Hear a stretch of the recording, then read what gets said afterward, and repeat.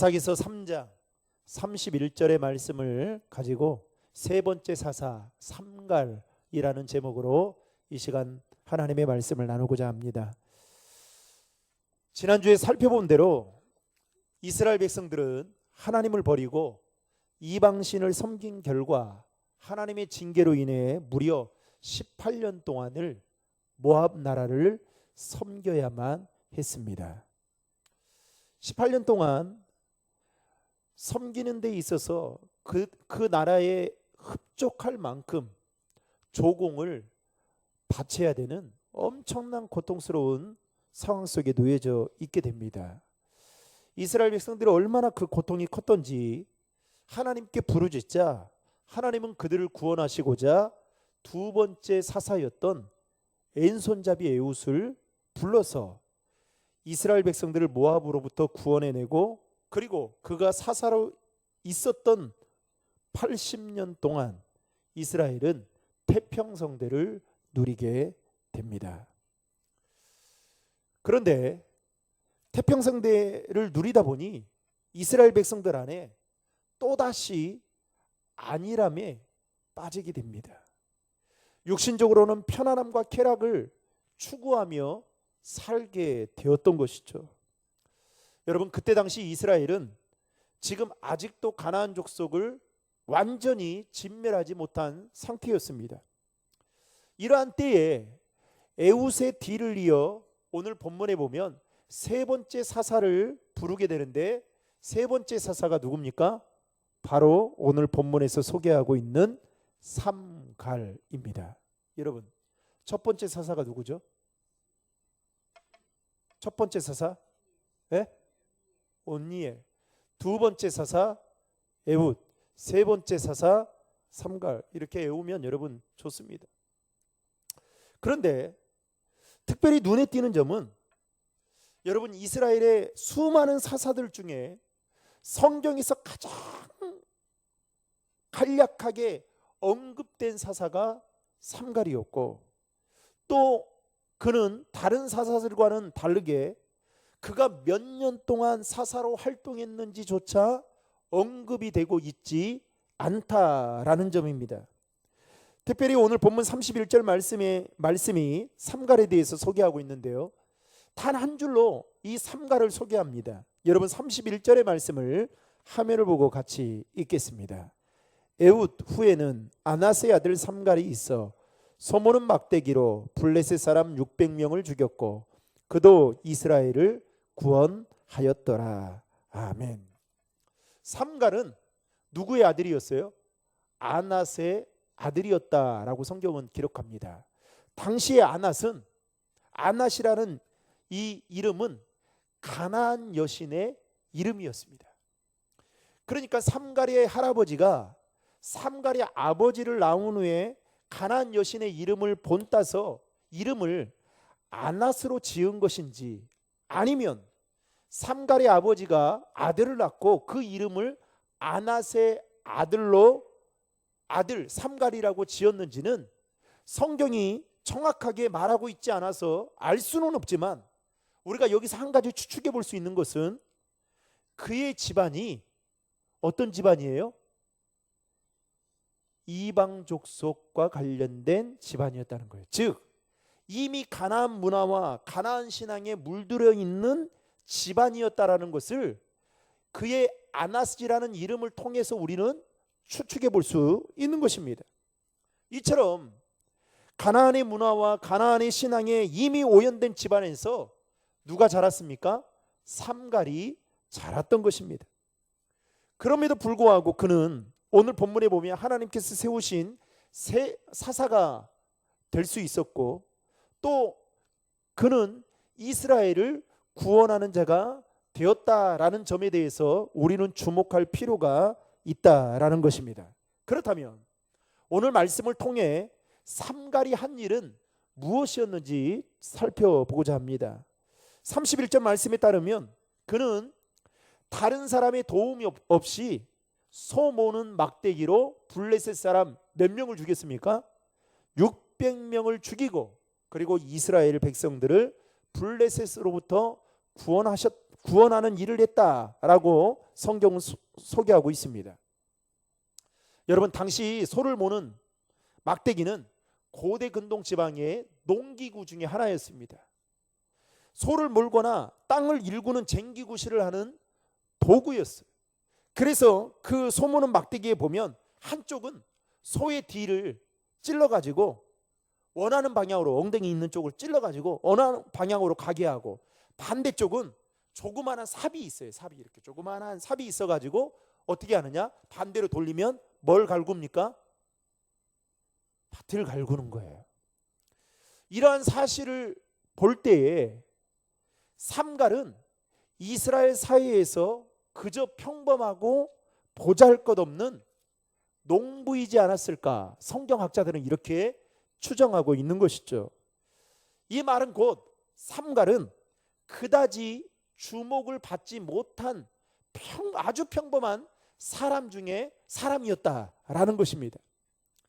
그런데도 불구하고 그는 오늘 본문에 보면 농기구에 불과했던 그 소모는 막대기를 가지고 600명의 사람을 죽였다. 여러분, 이게 우리의 이성과 합리적인 사고로 이해가 됩니까? 아니죠. 왜요? 어떻게 그게 무기가 될 수 있습니까? 당시 이 블레셋 족속은 이스라엘과 철천지 원수지간이었잖아요. 여러분, 블레셋의 장수가 누구였어요? 골리앗이었잖아요. 철천지 원수. 그런데 이 블레셋은 지중해를 중심으로 중개무역을 하다 보니까 이 나라가 부유했습니다. 게다가 이들은 해적 생활을 하면서 사람들을 주로 잡으면 어떻게 하느냐, 노예로, 애굽의 노예로 팔아 넘길 정도로 매우 악랄했던 사람들이었습니다. 더욱이 그들은 전쟁에 익숙해 있었던 자들이었고, 심지어는 블레셋 군인들은 자신들의 영토 확장을 위해서 호시탐탐 누구를 노렸냐? 이스라엘을 노리고 있었습니다. 그래서 그들은 잘 훈련된 그 철제 무기들로 무장을 했던 자들이었습니다. 그런데 보세요. 소모는 막대기를 가지고 이와 같은 그야말로 여러 가지로 비교해도 비교가 되지 않는 이 블레셋 사람 600명을 죽였다는 것은 상식적으로 도무지 납득이 되지 않고 이해가 되지 않는 부분이라 말할 수 있는 것이죠. 그런데 저는 여기에서 힌트를 하나 얻었어요. 어떻게 해서 블레셋 사람들을 상대로 삼갈이 소모는 그 막대기로 600명을 죽였던 것일까? 여러분, 그동안 우리는 사사들을 통해서 2명의 사사를 봤지만, 사사들을 통해서 보았던 것 중에 하나가 뭐냐면, 하나님의 신이 그에게 임했다라는, 하나님이 함께 하셨다라는, 그 하나님의 영이 그들과 함께 했다라는 이 말들을 우리가 계속 봤습니다. 그런데 삼갈은 이 말이 성경에 기록되어 있지 않아요. 그런데 추정해 볼 수 있는 것은, 여러분, 삼갈이 소모는 막대기로 블레셋 사람 600명을 죽였다라는 것은 성경에 하나님의 신이, 하나님의 영이 그에게 임했다라는 말은 기록되어 있지 않지만, 우리가 하나님의 신이 그에게 임했다라는 사실에 대해서 의심할 여지가 전혀 없다라는 것이죠. 즉, 그가 가진 힘이 아닌, 그가 가진 능력이 아닌 하나님의 능력으로 삼갈은 이 일을 했다라는 것입니다. 여러분, 어쩌면 삼갈은 소모는 막대기로 블레셋 사람과 싸워서 이길 수 없다라는 사실을 그 누구보다도 잘 알고 있었을 것입니다. 그럼에도 불구하고 그가 블레셋 사람들과 담대하게 싸워 이길 수 있었던 것은 무엇 때문이었을까요? 하나님이 그와 함께 하신다는 믿음이 그에게 있었기 때문에 담대하게 나아갈 수 있었던 것입니다. 여러분, 하나님이 우리와 함께 하신다는 사실이 여러분 두렵습니까? 아니죠. 우리가 죄를 지을 때는 두려울 겁니다. 그런데 평상시에는 어때요? 하나님이 나와, 임마누엘 되신 하나님이 나와 함께 하신다는 이 사실이 우리가 인생을 살아가는 데 있어서 얼마나 큰 힘과 위로가 되는지 모릅니다. 다윗이 여러분, 블레셋의 장수였던 골리앗과 싸우러 나갈 때에 그의 손에 뭘 들고 갑니까? 예, 막대기와 매끄러운 물맷돌 5개를 가지고 나갑니다. 이런 다윗의 모습을 본 골리앗이 다윗을 향해서 뭐라고 말을 하냐면 이렇게 말해요. 사무엘상 17장 43절의 말씀을 화면을 보고 같이 읽겠습니다. 블레셋 사람이 다윗에게 이르되 네가 나를 개로 여기고 막대기를 가지고 내게 나와왔느냐 하고 그의 신들의 이름으로 다윗을 저주하고. 즉 지금 자신과 싸움을 하기 위해 나온 이 다윗을 보면서 골리앗은 나를 개로 여기느냐 하며 비웃으며 저주를 퍼붓습니다. 그때 당시 사울 왕을 비롯해서 이스라엘 군대들은 골리앗의 위협 앞에 그야말로 두려워 벌벌 떨고 있던 때였습니다.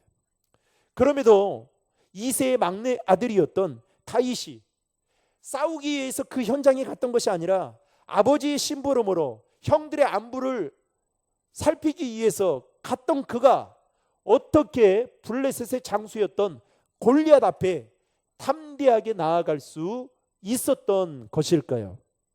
다윗은 그가 가진 막대기와 물맷돌을 의지했기 때문이 아닙니다. 또 자신의 힘과 능력을 의지해서도 아니었습니다. 다윗은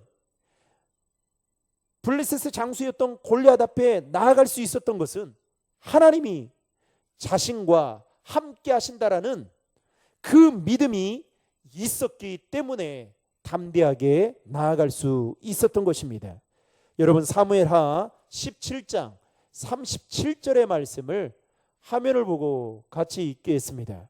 또 다윗이 이르되 여호와께서 나를 사자의 발톱과 곰의 발톱에서 건져내셨은즉 나를 이 블레셋 사람의 손에서도 건져내시리이다. 사울이 다윗에게 이르되 가라, 여호와께서 너와 함께 계시기를 원하노라. 아멘. 다시 말해 다윗은 자신이 목동을 칠 때에 사자와 곰의 습격으로부터 건져내시는 그 하나님께서 지금 자신과 함께 하신다라는 그 믿음이 그에게 있었기 때문에 사울도 그와 함께 하시는 하나님의 이름을 축복하며 그를 보냈던 것을 볼 수 있습니다. 사랑하는 성도 여러분, 하나님은 지난번에도 제가 말씀드렸잖아요. 시공간을 초월해서 어느 곳에나 어떤 곳에서나 무소부재하신 하나님이 우리와 함께 계십니다. 이게 우리에게 얼마나 큰 축복인지 몰라요. 감리교의 창설자였던 존 웨슬리라는 분이 계십니다. 그는 성공의 성직자 아들이었고 옥스퍼드 출신의 엘리트였습니다. 그야말로 엘리트 중에 엘리트였어요. 그런데 그도 나중에 성공의 아버지의 뒤를 이어 성직자가 됩니다. 그리고 성직자가 돼서 인디언 선교사로 조지아로 떠나게 됩니다. 그런데 조지아로 떠나게 되는 그 과정 속에서 배를 탔는데 대서양을 건너가는 그 항해하는 도중에 거센 풍랑을 만나게 됩니다. 그러면서 배 안에 있던 그를 포함한 배 안에 있던 수많은 사람들이 공포에 떨게 됩니다. 그런데 그 와중에 평정심을 가지고 잃지 않고 찬송을 하고 있는 한 무리들을 존 웨슬리가 보게 됩니다. 이게 무슨 일인가 싶었던 거예요.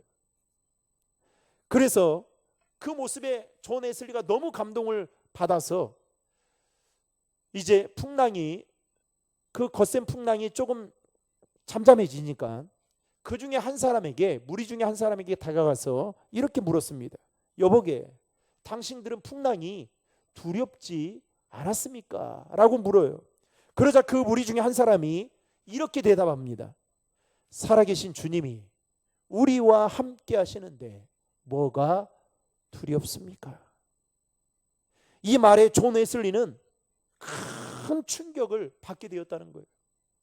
더 놀라운 것은 그는 뭐였습니까? 성공의 성직자였음에도 불구하고 하나님이 자신과 함께하고 있다는 그 사실을 잊어버린 채 살았다라는 사실입니다. 그리고 나서 조지아에서 그 사역들을 마치고 이제 다시 배를 타고 영국으로 돌아오게 되는데, 돌아오는 과정 속에 또 한 번의 거센 풍랑을 만나 죽음의 공포를 경험하게 됩니다. 그때 존 웨슬리가 쓴 그 내용의 책에 보면 이렇게 기록되어져 있습니다. 나는 인디언들을 구원하기 위해 아메리카로 갔었다. 그러나 나는 누가 구원할 것인가? 이 불신앙의 악한 마음에서 나를 건져줄 자는 누구인가? 나는 분명히 종교를 갖고 있다. 나는 위험이 없을 때에는 나 자신을 믿었다. 그러나 죽음의 위험이 가까이 올 때에는 나의 마음은 공포에 빠졌다. 누가 나를 이 죽음의 공포에서 구원할 것인가? 그리고 나서 존 웨슬리는 가까스로 영국의 런던에 도착하게 됩니다. 그리고 나서 런던에 있는 모라비안 교도들의 집회에 우연히 참여하게 돼요.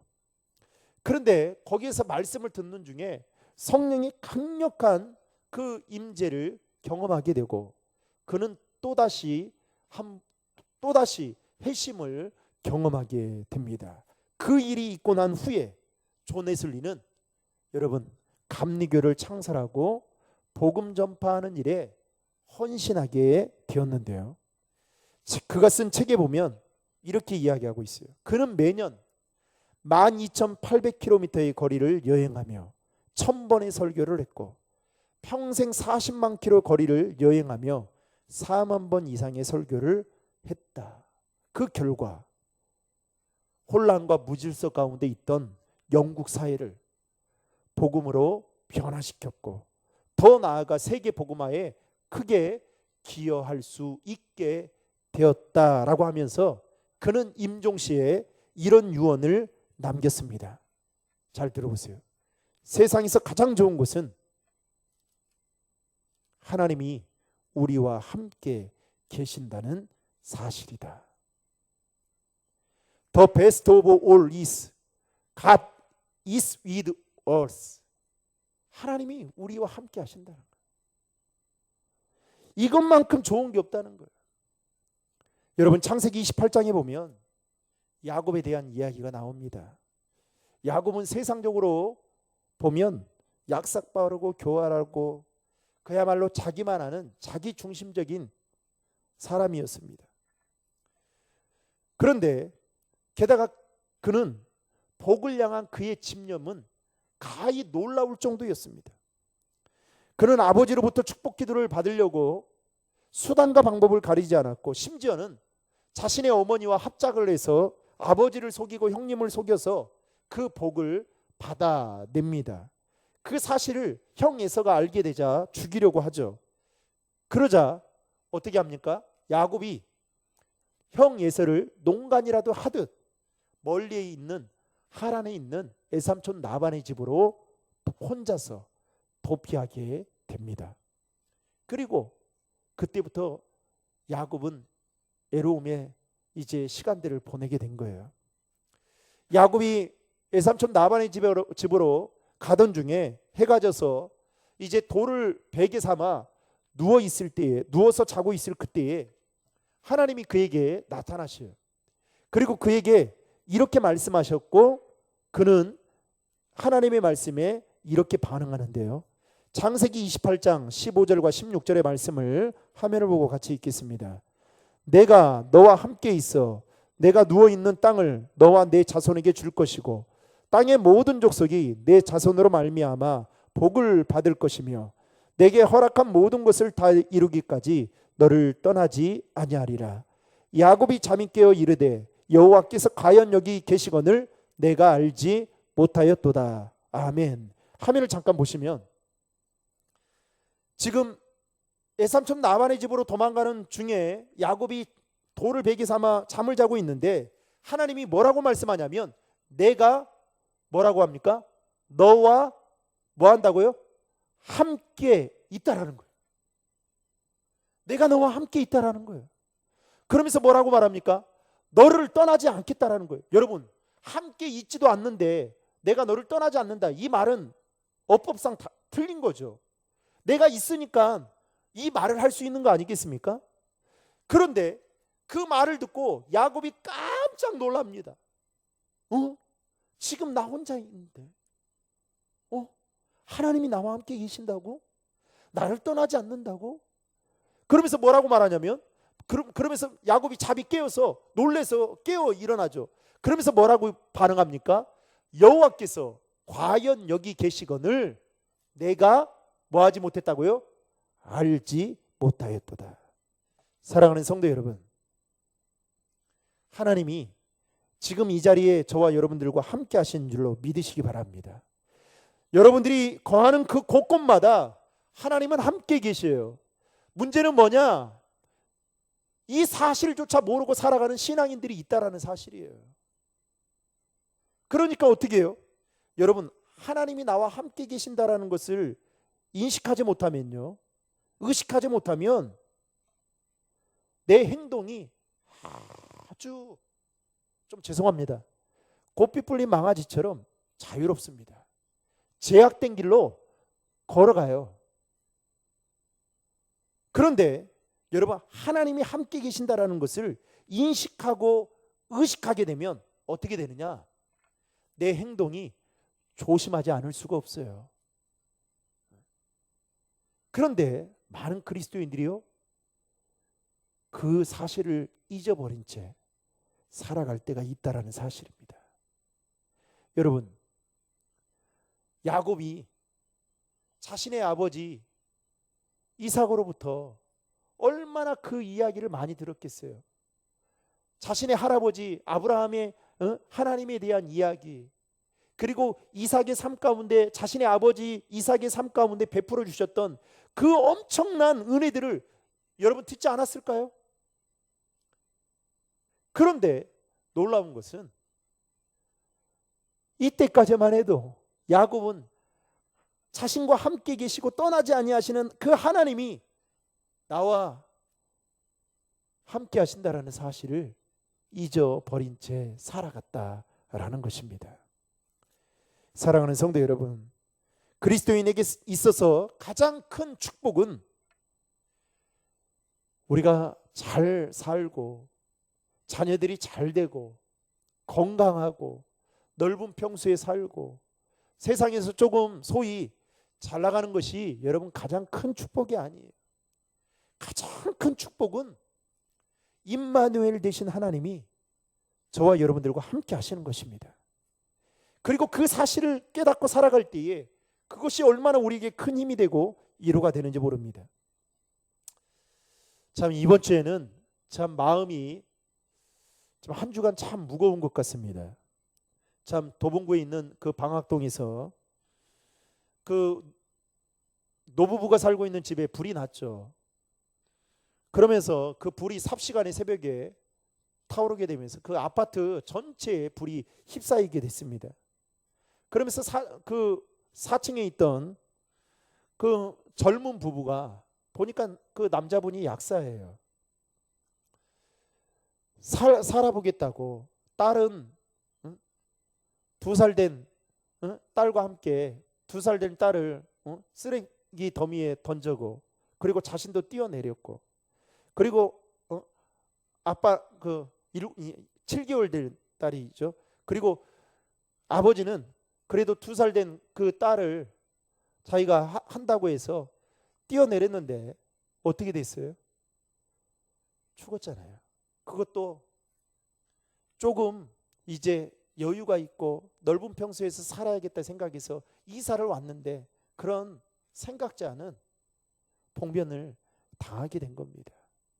그런데 오늘 또 하나의 기사가 떴어요. 근데 여러분, 더 놀라운 것은 그